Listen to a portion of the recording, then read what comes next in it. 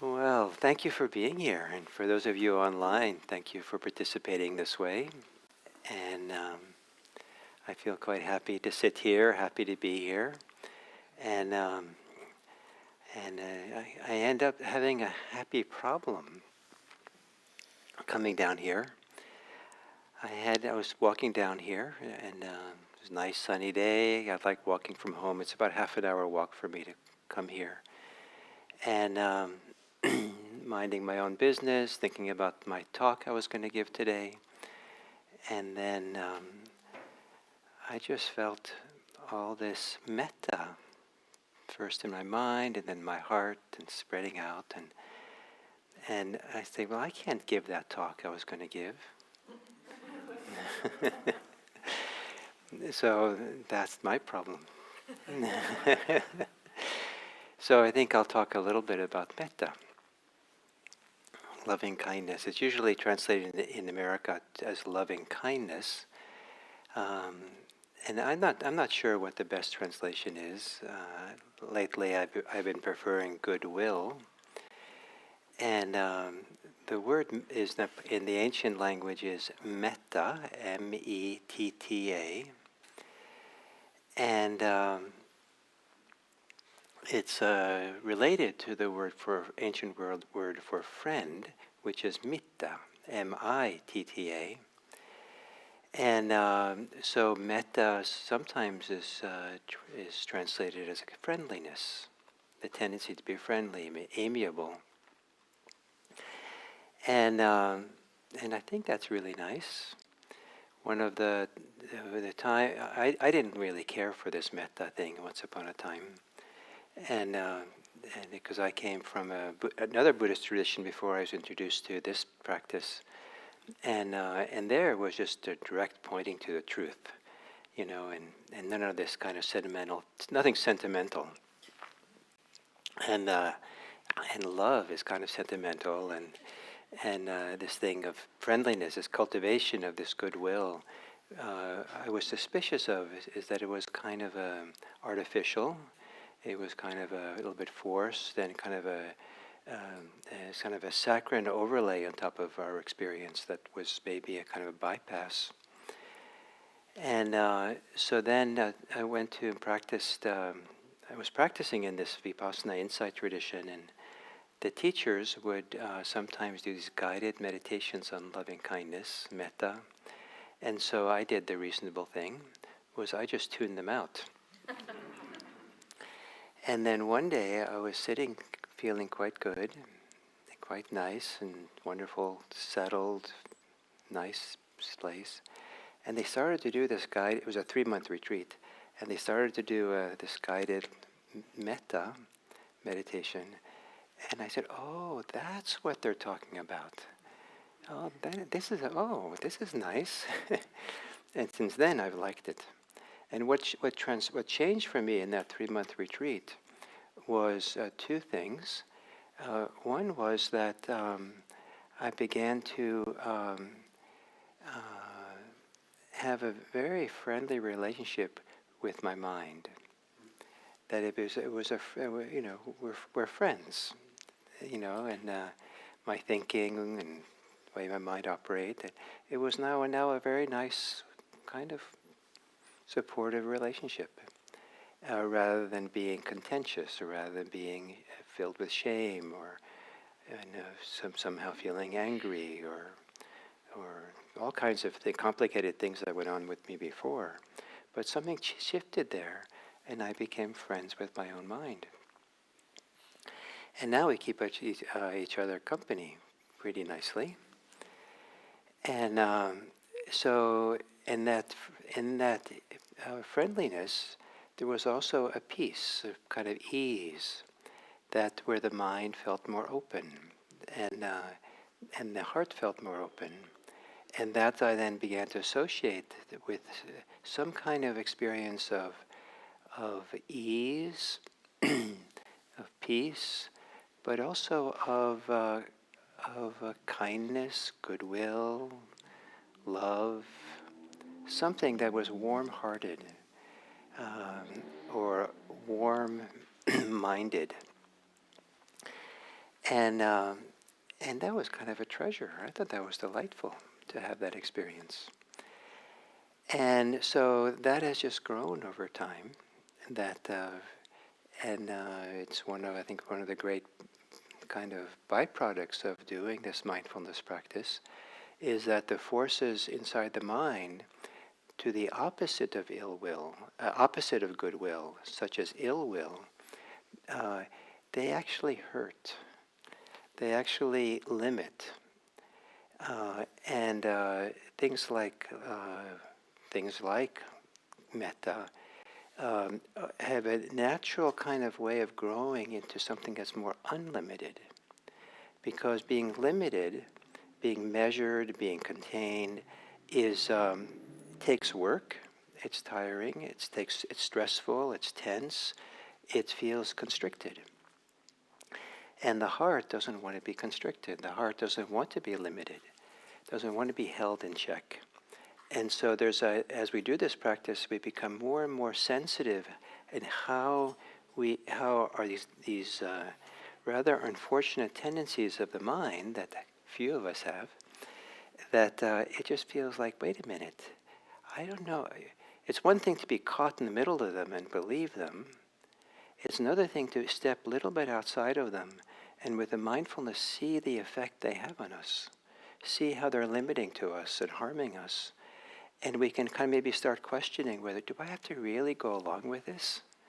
Do I have to really be complaining all the time?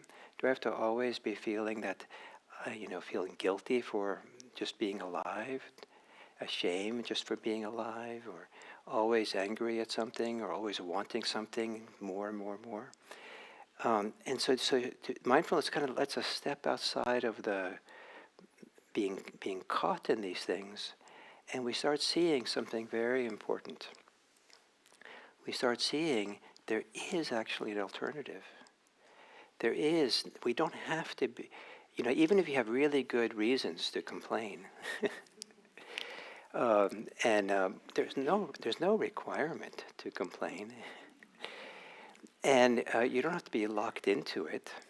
And in fact, to be locked in is not such a good deal. But I have to complain. I'm justified. Yes. It's like someone who's, have locked themselves into their room and says something like,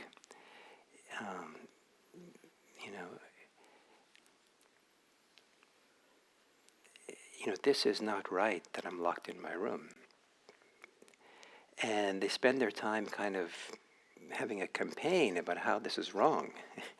And they go on their computer and they write emails and editorials to the newspaper, being locked in the room is wrong and it shouldn't be this way, and there's and this is really a problem. And then people start agreeing with you. Yes, being locked in your room is horrible and it shouldn't be. And then you have a whole movement going of people who feel like it's wrong to be locked in your room, how terrible it is to be locked in your room. And those people who lock you in your room are really bad people. And then you forget that you did it to yourself. You're the one who locked the door. And you have the key, too. And so this way of getting caught, locked into these mind states that we do, is one of the things we start seeing. It's not an easy thing to see, first of all, to see it at all, because it means you have to kind of somehow step out of the orbit of these mind states we get caught in. And to see it sometimes is not so, it's not like seeing the best, most wondrous parts of yourself. And so some people feel even worse, I'm complaining all the time. And then you complain about, I can't stand it. I shouldn't be complaining all the time. I should be doing something else. Or I'm feeling so much anger, and now I'm angry for myself being angry. I'm so needy, and now I need someone to help me out of it. Let me go find them. So this idea of discovering, they say that sometimes it's said that self-knowledge is seldom good news. Maybe. But so that's the kind of a step you have to take, this very radical honesty We really see ourselves and see what's going on. Without that kind of honesty, it's hard to step out of its orbit, step away, and learn how to gaze upon it with kind eyes. Learn how to see it. Oh, look at that poor mind of mine. And, someone has to befriend that mind. Why don't you? And so to see it, oh, this is what it is. This hurts. This is painful. And this begins separating ourselves and begin creating space, creating opening for something else to happen. And something to relax, because it's tense to hold that everything is locked in place. It's tense to be tense. It's tense to be stressed. And so to learn to relax and open, and then see what's there. One of the teachings in the teachings of the Buddha is that things like love, compassion, appreciative joy, being able to really feel delight and joy in the goodness and the success of others, and a certain kind of love, a certain kind of equanimity, is not something that you have to do, not something you have to accomplish and kind of pump yourself up, but rather is a natural outcome if there's no ill will, no hatred, no clinging, no envy and resentment. That the things that we get locked into, the mind gets tight and caught, that if those can relax, it's the nature of the mind, the heart, to have these positive social emotions. And that was my surprise with that 3-month retreat, was that I didn't have to be, building up this friendliness, this metta. I didn't have to listen to the teachers during the guided meditation. It wasn't something, an overlay on experience. It turns out it was the underlayment, it was the core that was there waiting to be expressed. And we find in this ancient teachings that it's just beautiful, amazing teachings that if you've managed to release your mind enough from its locked room, if you've managed to clear the air, clear the space, and of ill will, hatred, enough, that then there's a natural arising of this amazing experience of goodwill. And it's so amazing. It's not meant to be like a little back corner of the mind that's way back there. Yeah, it's a good idea to have some kindness or friendliness. It becomes the disposition. It becomes the whole sense of where we're abiding. We're abiding in friendliness. It's not like one thing we're doing. And this totality of it is then represented by calling these four, friendliness, compassion, appreciative joy, and equanimity, calling it the abode of the god Brahma. The Brahma is the kind of one of the highest gods back then in the ancient Indian pantheon. And so it's kind of like saying there's a divine abiding, there's a divine abode, a heavenly abode that we can live in, like that God. Because it said in the ancient mythology that Brahma lived in this high heavenly realm, and his karma was so good that being born in this wonderful kind of chief God, he dwelt, he abode, his kind of a place where he lived was in loving kindness, was in compassion, was in appreciative joy. It wasn't just a small thing he did, it was the whole atmosphere of how his experience was. And so it can become for us. And it can be not just a little activity of the mind, it becomes the atmosphere of the mind and heart. It becomes the emotional state that we're in. And that is quite remarkable, that that's possible, that we can do this. And it's quite remarkable that it doesn't have to be cultivated as much as it needs to be allowed. How is it allowed? But not living in the opposites. And the opposite is what causes harm into ourselves and to the world around us. Ill will and hatred, it causes harm in the world. Cruelty and violence causes harm. And so when the tendencies towards violence and causing harm go away, that makes room for compassion. When the movement towards ill will and hatred go away, that makes room for this capacity for friendliness to be there. And I think it's a wonderfully leavening, inspiring state for our society. I read the news regularly about how much hatred there is, how much harsh speech there is, how much threatening speech there is. And, one school district recently I read got 3,000 hate mails from around the country for something that happened in the school that was not kind of ambiguous what actually happened, but people jumped on it. And I mean, imagine a school getting 3,000 pieces of hate mail, including death threats. I mean, wow. The people doing that, from the Buddhist point of view, they're hurting. They're in pain. You can't be but in pain to do it. And the people who receive that, it's very difficult. It's frightening. It's challenging. What about a society where we're friendly? We disagree in friendly ways. Some years ago, I was teaching a retreat outdoors. It was kind of more like a workshop retreat. And I wasn't there that day, but we invited someone to come and lead a grief process, grief rituals. And the way it ended up being, it was rather very loud grief. And you probably know that some people grieve very loudly, some cultures grieve very loudly. Well, everyone was encouraged to do that. So we're in this oak grove of trees outdoors, and again, I wasn't there, but there was wailing and anger being expressed and all kinds of things that people can do in loud grieving. So I came back the next day, and and we were sitting there in the first morning session, and the owner of the property came down and joined us in the circle and listened to what was going on for a while and just was there calmly.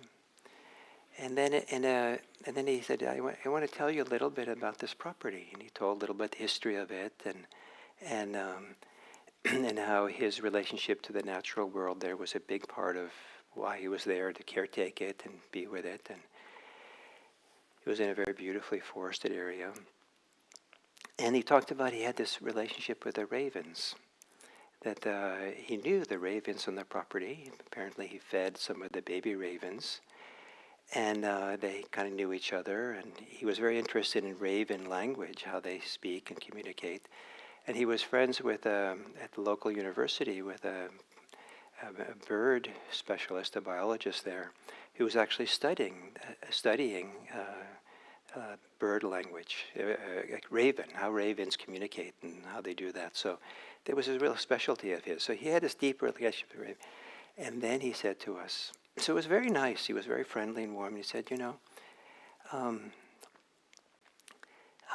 so he told us all this, and then he said, and what were you guys doing yesterday? What were you doing that you were all, making so much noise? He wanted to hear, and he asked, and people explained to him, and he listened in a friendly, nice way. And then in a very kind way, he said, well, I want to tell you something. When you did that, that was really hard for the ravens. That frightened them, it disturbed them, agitated them for several hours afterwards. That's what he did.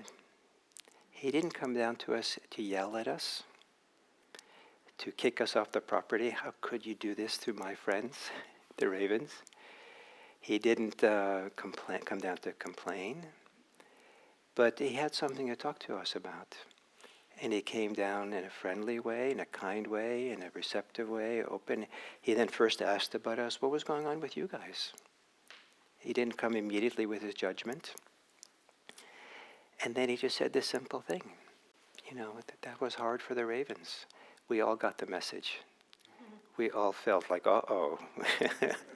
And he set up this whole context of discussion. It's like all of us, oh, okay, well, we didn't have to be told anything else about, we didn't have to be yelled at, we didn't have to be punished, we didn't have to be anything. We got the message really deeply.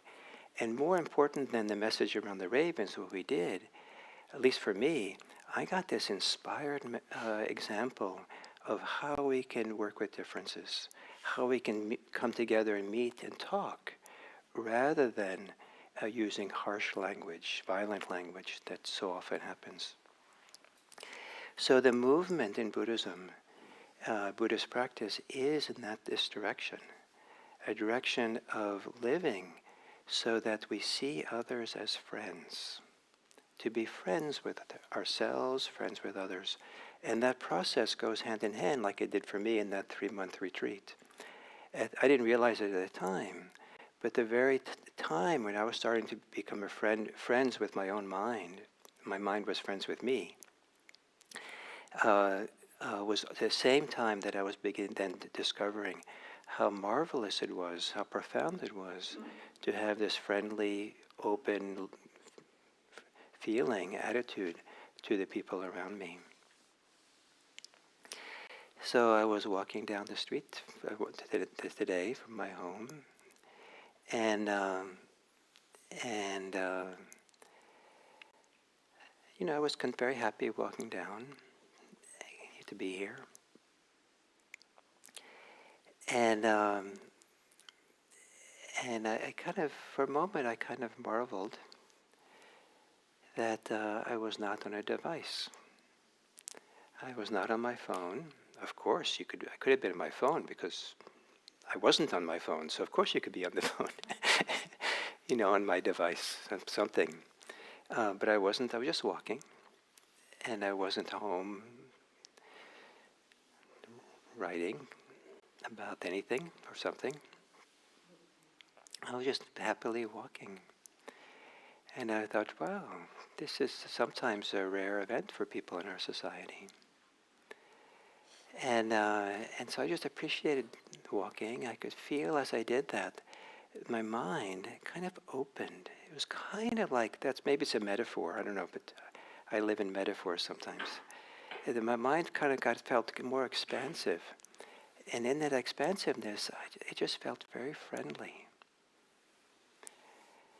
And it felt so nice to walk down the sidewalk in this very open, friendly state. And I kind of appreciated it a lot. And then I thought about this talk I was going to give on a different topic. And instead of thinking about the talk, my mind went to all of you, the people coming. And then that friendliness kind of just felt so happy. I think I started smiling. I was just, oh, how nice. Just a friendly feeling of goodwill, well-wishing, just happiness, the kind of friendliness that maybe is not even goodwill. Maybe goodwill is right next to it or right behind it, but just happy, delighted, appreciating just people.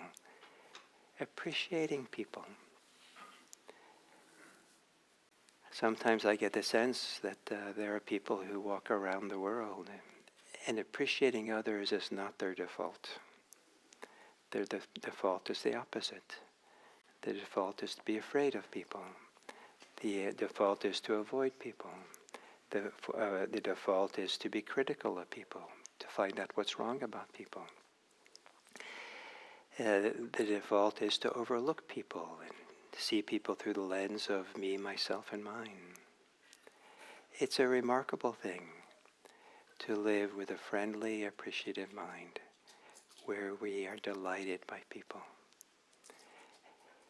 So that's what metta, a life of metta is, a life of loving kindness. And it's one of the fundamental principles in Buddhism or states or backgrounds, foundations for living an ethical life, which was going to be the topic today. So, but you got something else. So those are my thoughts. Loving kindness, friendliness, goodwill. So let me give you friendliness, goodwill, amiability, well-wishing, kindness, love, loving kindness, benevolence. Those are some of the words that people have used to translate the word metta. So we're going to have the tea today in a little bit, and it's often nice then, especially those days, where you have a chance to say hello to each other. But how about if you want to stay, and you're welcome if you don't want to have the talk, but you want to stay, just sit and meditate. It can be quite nice to hear the happy discussion. But if you can partner up with maybe one or two people next to you, and maybe look around, make sure that no one is left alone, because if two parties go in the opposite direction, and the one in the middle sense that they're alone, and that's not nice when we're supposed to be friendly. And then introduce yourself, and maybe you could say something about what word would you like to use to translate metta. Do you have a favorite word or a word that you like a lot? And what do you think about all this, what I said today, and what do you think about friendship, friendliness, and the value of it? So, and then I'll ring the bell in about maybe 5, 6, 7 minutes, and we can spend a couple of minutes together as a whole group, and then we can have our tea time. So, please. Well, I was reluctant to interrupt your conversations. There were so many smiles. So who am I to stop that? But we also also thought it'd be nice to have quieter before we end, because after sitting and then all this energy, and just sometimes it's nice to get a little bit settled again.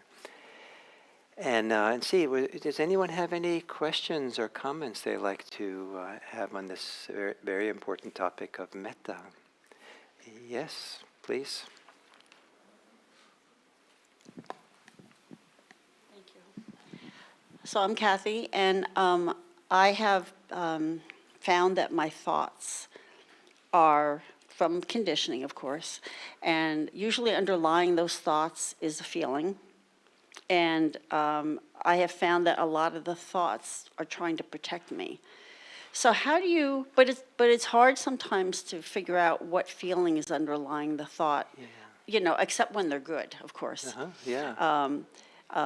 So how do you make friends with your mind? Nice. I love the question, and I think the answer is usually right with what's obvious.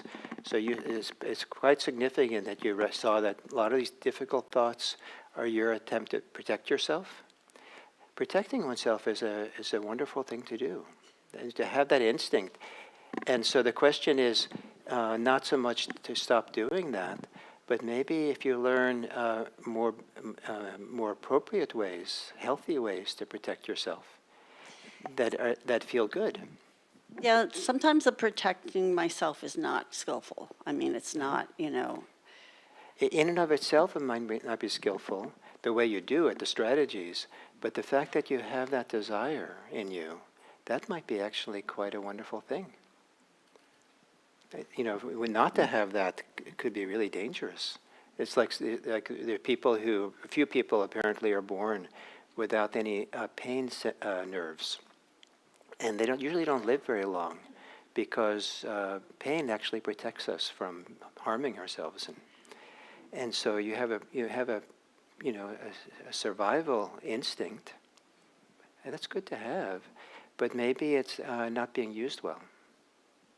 Okay, thank you. So does that give you something to do, to find Yes. find a better way to protect? And So, Scott. Thank you. Thank you, Gil, for your talk. I don't know if my question is the same question. It might be, but I phrase it differently in my head. Um, I think sometimes it feels to me virtuous in a way to be mean to myself and have ill will towards myself. How do I deal with that? Ah, well, that makes me. I would suggest maybe the good way is to do what I'm doing right now, is get really curious. How does that work? Because I mean, virtue makes me smile. So, what is it about virtue, and is it a misunderstanding of what's virtuous, or is there some deeper virtue going on there that's actually quite healthy, but maybe it's gotten a little bit wonky? That being mean somehow to yourself somehow is a good thing. I'll have to think about that. Yeah, and I don't know you, of course, but there are people who have a religious background where somehow it's considered virtuous to deny oneself, to be critical of oneself, and there's quite a heavy burden to carry around some religious conditioning. So it might be useful to get curious and see, where does this come from? What's going on for you? But at the root of it, maybe that's with Kathy's question, maybe there's something really good in you. Thank you. Okay, please. Thank you, Gil. There was quite a lot packed into the talk you gave us. It was something that resonated on many levels.